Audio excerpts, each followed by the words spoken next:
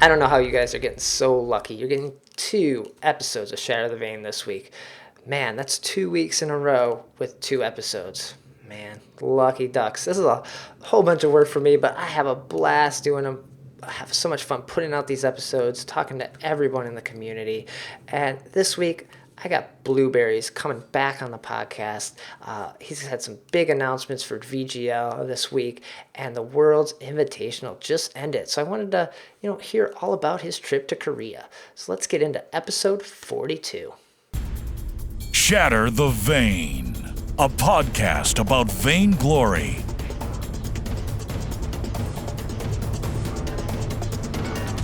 This is episode number 42 of Shatter the Vain. My name is Brad Chmielewski, and this is a podcast all about Vainglory.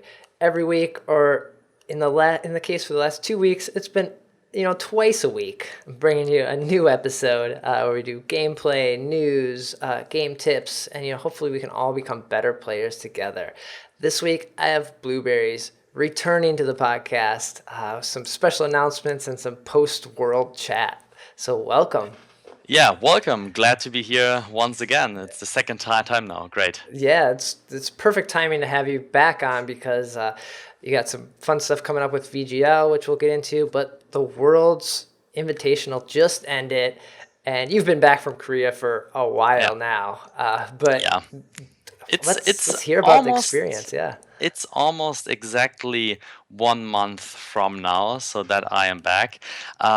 Korea was amazing. I mean, I was so glad to go there, and the experience was overwhelming. The team spirit, you get to know everyone from the community, to get to know people from abroad, different teams.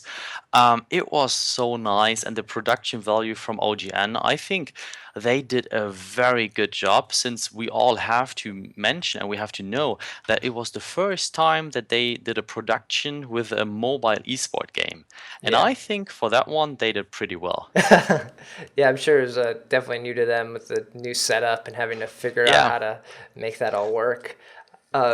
Before getting into the details, I just want to say, did you ever imagine when you started the VGL that was that like a plan? Did you think you were going to do like shoutcasting a Worlds event? No, so I mean, never ever thought of this.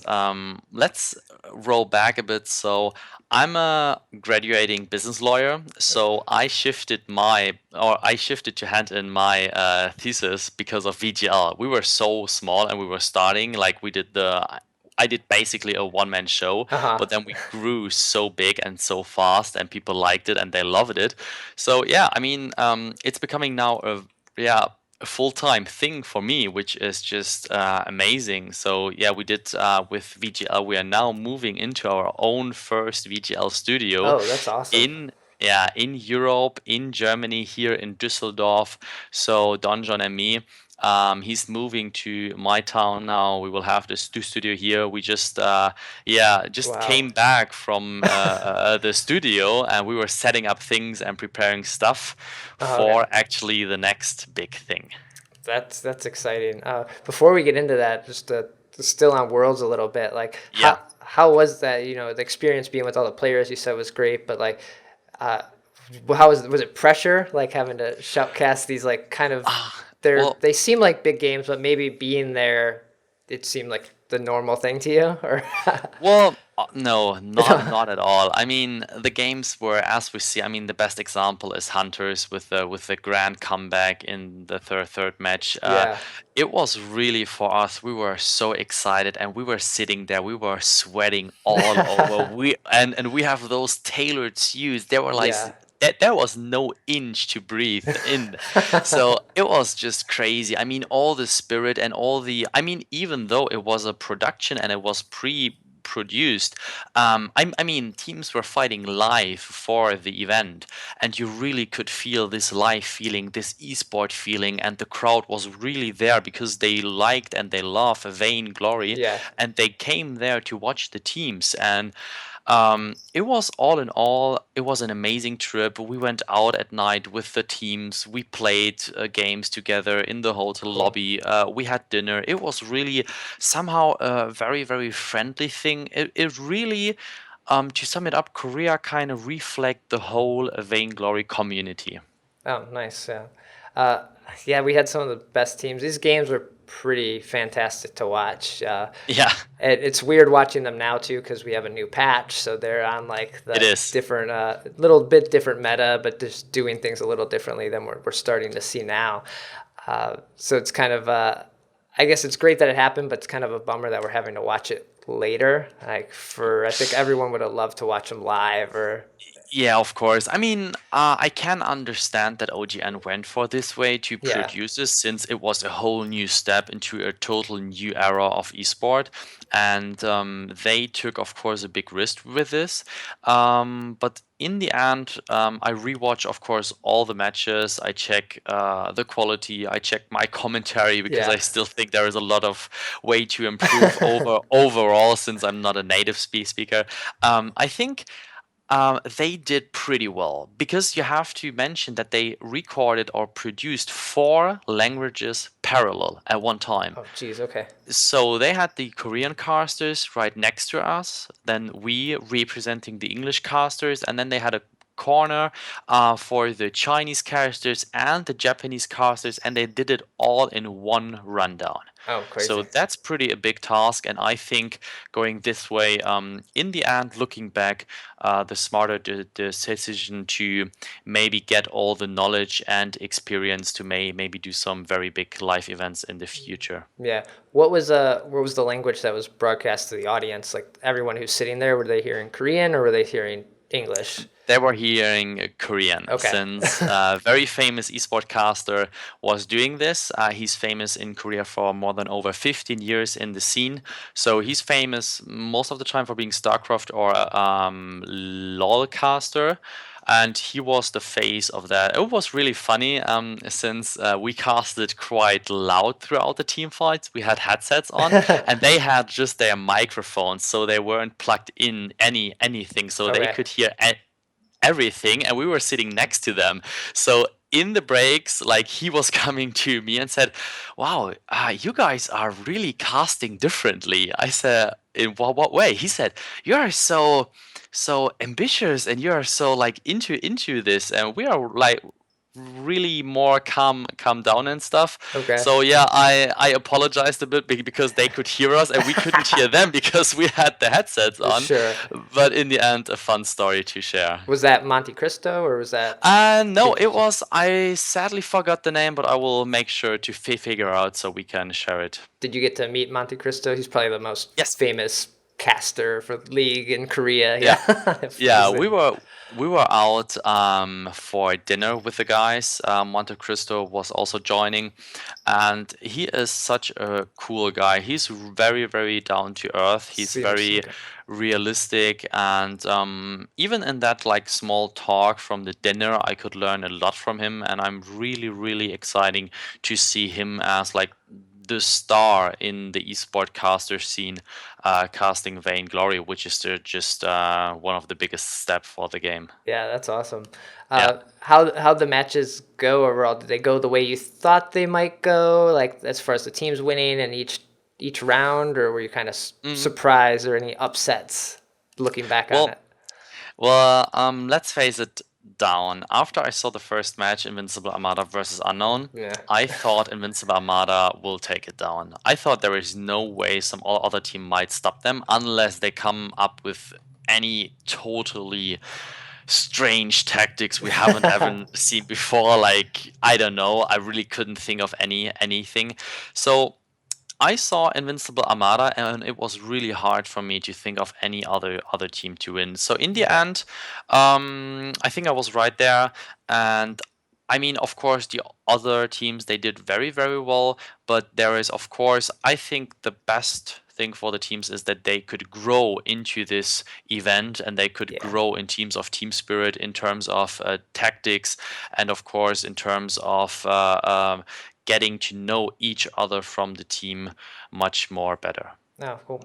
Yeah, it seems like everyone had a great time there, including yourselves, and seeing the Yeah. Gangstars blog, and knowing now that we have the league starting there, that Yeah. some of the Gangstars team I is mean, there, and I mean that's awesome that yeah. they just head over to start playing the league there, and I really wish Gangsters all the best of luck and all the best of success for the IPL going on there. Uh-huh. So did you see, like, since they created this event, they have the league start there. They're pretty invested in this game. They have that big, the 8 camera thing that they developed that looked Yeah, fantastic, it and does. so they're all in on this game, huh?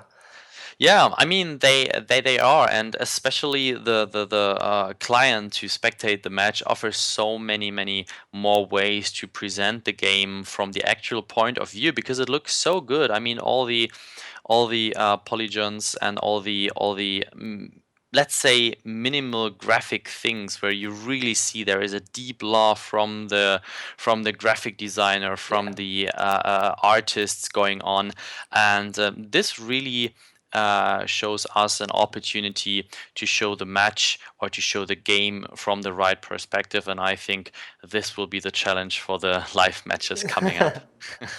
Well, cool. Yeah, I think everyone else is gonna have to compare to these fun camera angles now.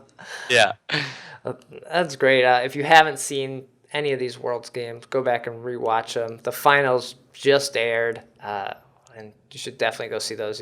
Two currently the best teams playing against each other, and so Absolutely. you should see what happens, and see if you can pick up any tricks from them. Yeah, you should. But I think that leads into the big announcement here. Vainglory News. VGL 2.0. Yeah, VGL 2.0. So we are moving up the production value from the, let's say, small, private, community-driven VGL to VGL 2.0, as I like to call it. So what we are going to do, as you already saw on the website, maybe if you did not check it out, we will have the first Vainglory League Season 1 qualifier tournament. Yeah. This is coming up parallel in North America and Europe. We will have a single elimination tournament, Okay. best of 3, draft mode. So we will implement this draft mode Okay. into the chat, not yet into the game, which might be the next step. But we like the draft mode a lot, and this draft mode is so interesting because it really forces teams to go or to adapt to different game styles and Okay. gameplays.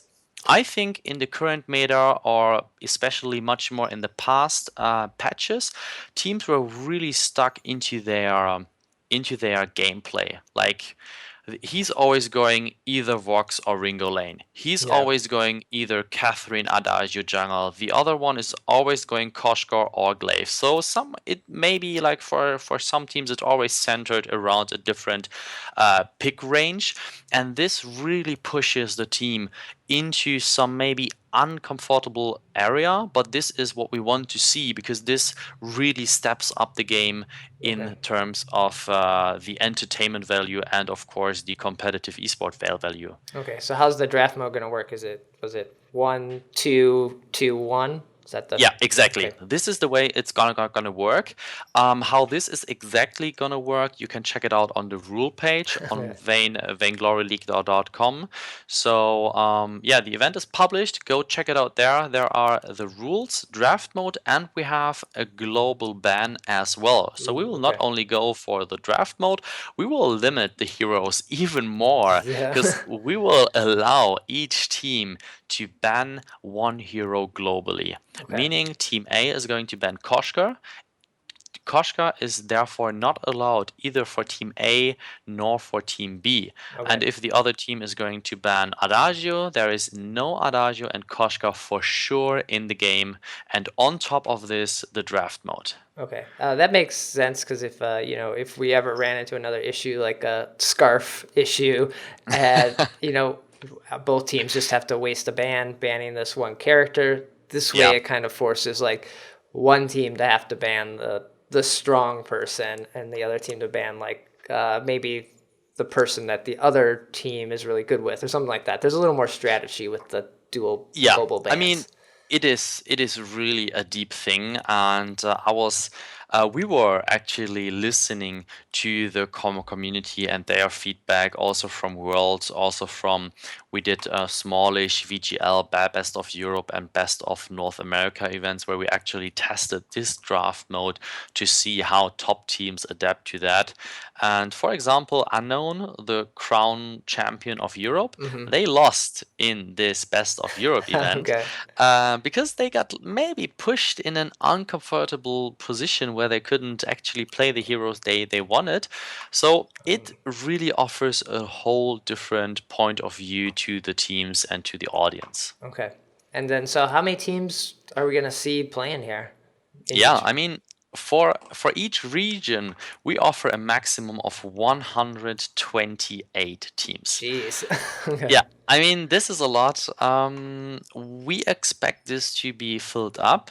Even if not, it's no problem. So we're gonna give like default wins. If we have like 80 teams registered, it will be randomly given default wins, and we Yeah. will move on to the next round.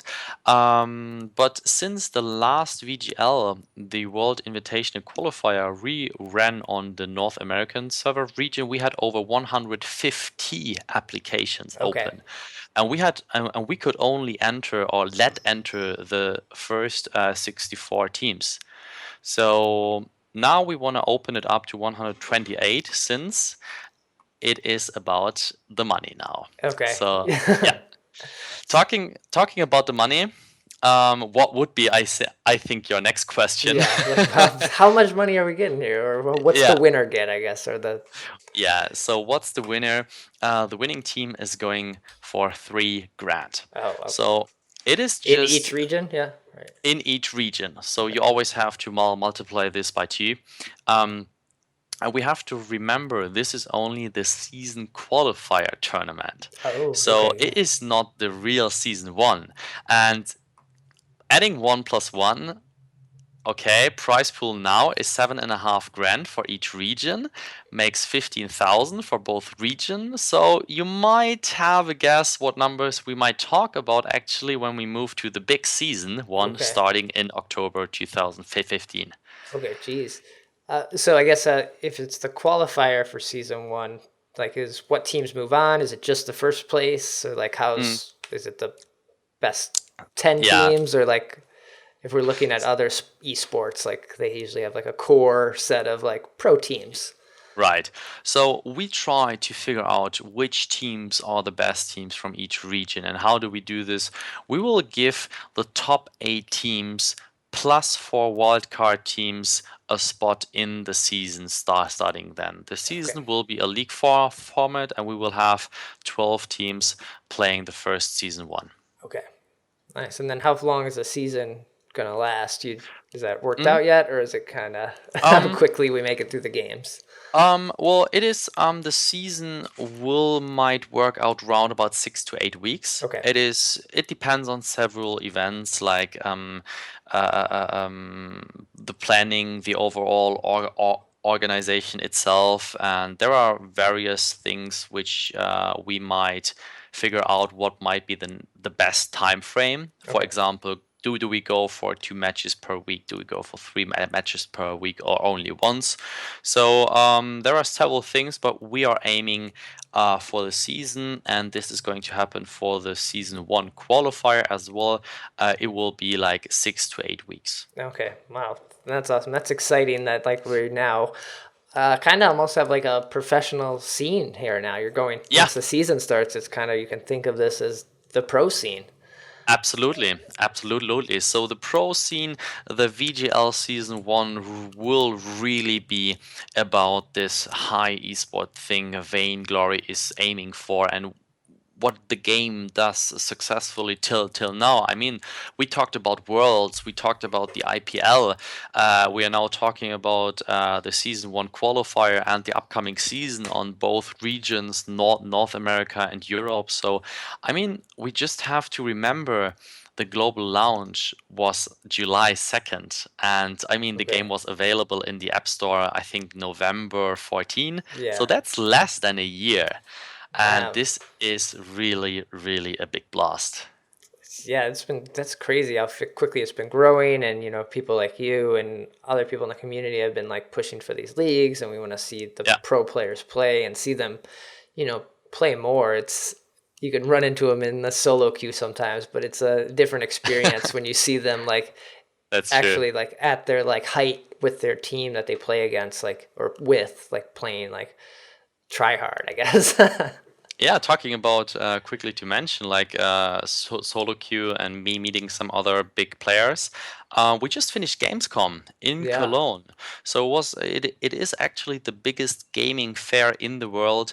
I think there were almost 500,000 visitors. It was really really big. We had a booth on the Twitch booth or yeah. our own Vainglory booth. We could play 3-on-3 there. We had each day a live stream, so if you missed that, check out Twitch TV/Twitch.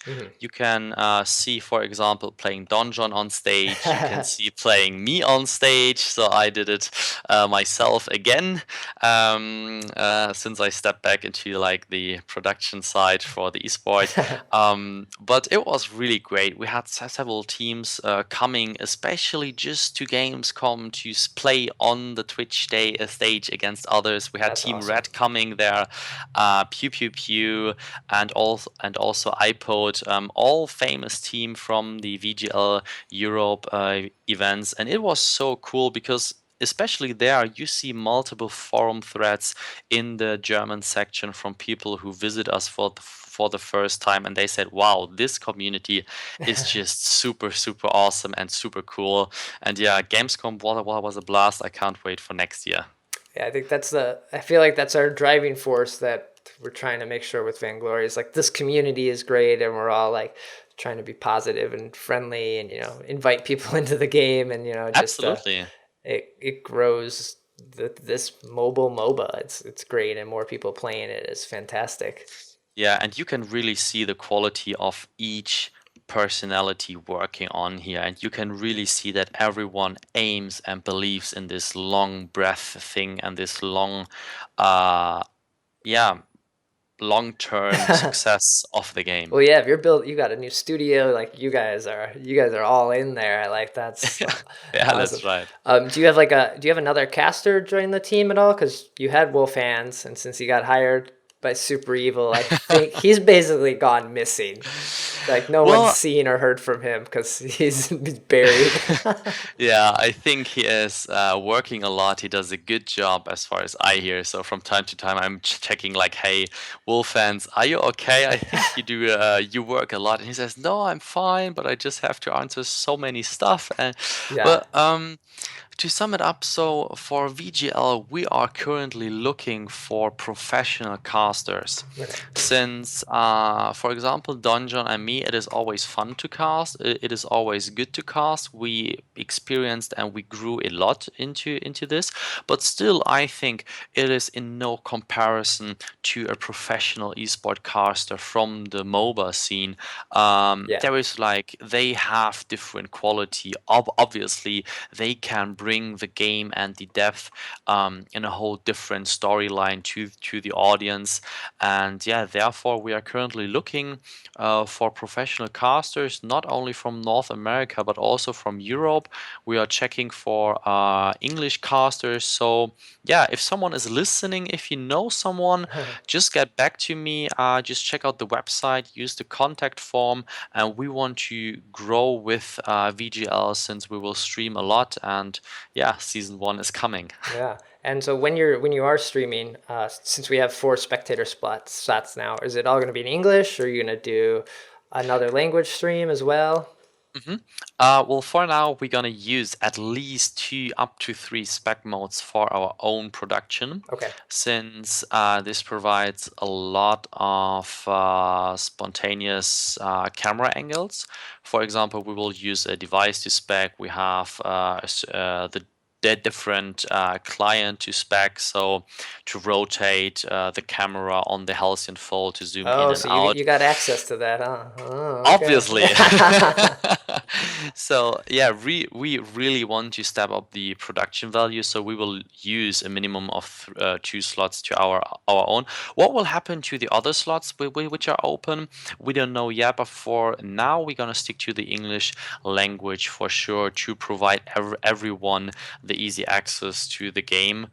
Since I still think if you start a new game and you start it in English, you have much more easy access, for example, to Vainglory Fire, to builds, to Okay, yeah. other, for example, this podcast. So I Nice. recommend everyone. So I recommend everyone to start the game in English. And yeah, even if your English is not that good, everyone has to start, and you can just nothing do more than improve. Yeah, cool. Anything else in the rules people should be prepared for that maybe they weren't in season or the previous VGL matches, and just it's a big document, and I'm sure as Yeah. you've seen, people don't read the rules; they just sign up. Absolutely. Like what? So if you're gonna sign up for the season one qualifier, you definitely have to read the rule book. It is a big rule book. There are a lot of new additional rules. And one thing I can tell you now, which is very interesting for big teams or larger, let's call them clubs, since I like the term clubs. So big clubs are going to form. They have a bunch of players. So it will not happen that team, let's say X1, X2, X3, and X4 is going to sign up on the North American qualifier. So what is going to happen? We limit the entry per club down to 2. Okay. Each team or each club can form 2 teams, and each team can have a maximum roster of 5 players and obviously a minimum roster of 3 players. Okay. So this is very interesting. So we will not see any very big guilds who have like 20 or 30 members, sending them all in with 10 teams, since we really want to think esport wise, and we really want to create those nice storylines throughout the event. And I think we discussed a lot about this, but in the end, I think this is the right way. So Yeah. 2 teams max per club, each up to 5 members. I think this is a very fair decision in the end. Yeah, and then so you can also have like one uh, group, one team on North America and one team on EA, or Right. on Europe server, but you can't have 2 and 2. Absolutely. So this is another very interesting point. So what is going to happen is you can send in a maximum of 2 teams into all ongoing VGL events, meaning you can send in, for example, if you are a team from North America, okay, you're going to both send them into North America. Yeah. You have maybe a team established in North America and maybe one in Europe. You say, hey guys, we're going to go into both entries. We play in both qualifiers for season 1, both North America and Europe. What is not going to happen, and what is forbid to happen, is that you are going to send team X1 and X2 into the North American qualifier, and you say, hey, but our ping is fine, our ping is good. We will play on Europe the same with our both Yeah. teams. So this is not going to happen. It is really centered to 2 teams per club. Okay. Good to know. I don't know. I would think most people want to play on their servers logically, unless they're Yeah, like maybe they have one member in like another country and just like, okay, we'll work with you, or in Canada or something like that. sure. Well, this is really exciting. Hopefully, I'm pretty sure we'll get the maximum amount of teams, and there'll be a waiting list. So be sure to sign up. Anything else people need to know or should be prepared for? Well, actually, from my side, the only advice, read the rulebook very carefully, since there is some new stuff going on in terms of the draft mode, in terms of the global bans, and you also have to provide VGL printed sheet with information about certain players, like who is going to go most of the time. Is he laner? Is he jungler? Which heroes is he gonna play? Stuff like that. So really want to present your team, we are going for even profile pictures from the team Oh, members. okay. So there are big stuff and important rules in the rulebook, and everyone, please check them out to make this esport season 1, or at least the qualifier, before a big success. Right. So yeah, if the qualifier is good, that means the season will only be better. Absolutely. So can't wait, and yeah, everyone get excited and go back and watch all those Worlds matches and hear Bluberryz and Don John shoutcasting them, and they're just fantastic. And yeah, Thank you. can't wait It to was see and hear more. Yeah, it's just a bunch of fun. I mean, John and me, or Don John and me, people just ask me, how do you get along with Don John? And I'm like, I don't know. Somehow we do, and maybe it is because we are so different. And people say like, oh my God, you guys are so different. How do you even like each other? I'm like, yeah, it is. It is just the way it is. So we Yeah. have a lot of fun behind the scenes, but in the end, we can. I think we create a lot of synergy once we started together, and now we're gonna see how this is going in terms of the new upcoming VGL studio. It's great. Well, Bluberryz, thanks for joining me on this spontaneous episode for this big announcement, and I'm sure I'll probably have you back again around when season 1 is starting to talk all about that. All right, yeah, thanks for having me, and appreciate to be here. Yeah, and thanks for listening and watching. Take care. Shatter the Vain.